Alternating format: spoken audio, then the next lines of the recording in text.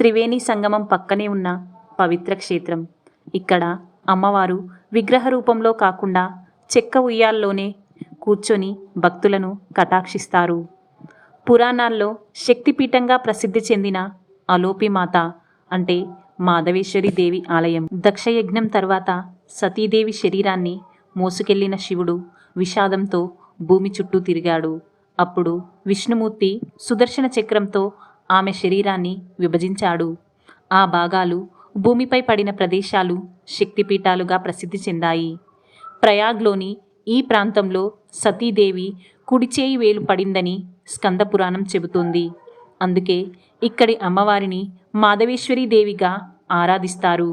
అలోపి అంటే అదృశ్యం. ఇక్కడ అమ్మవారు విగ్రహ రూపంలో లేరు. ఆలయంలో ఒక చెక్క ఉయ్యాల్లా ఉంది.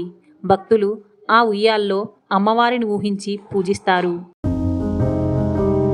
ఇంకో స్థానిక కథనం ప్రకారం ఒక వివాహ బృందంపై దొంగలు దాడి చేయగా వధువు అకస్మాత్తుగా పల్లకి నుండి అదృశ్యమైంది.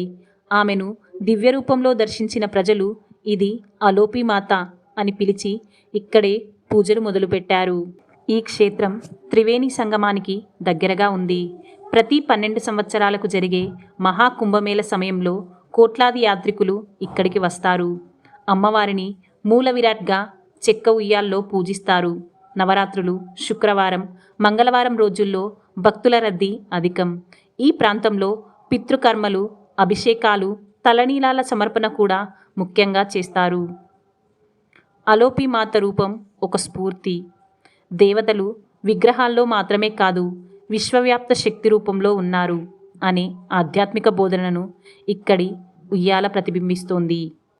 భారతదేశంలోని పవిత్ర శక్తిపీఠాల్లో ఒకటైనటువంటి మాధవేశ్వరి శక్తిపీఠం విశేషాలు మీకు నచ్చితే వీడియోను షేర్ చేయండి. మరిన్ని పవిత్ర క్షేత్ర గాథలు తెలుసుకోవాలంటే భారతదేశంలోని పవిత్ర శక్తిపీఠాల్లో ఒకటైనటువంటి మాధవేశ్వరి శక్తిపీఠం విశేషాలు మీకు నచ్చితే వీడియోని లైక్ చేయండి, షేర్ చేయండి.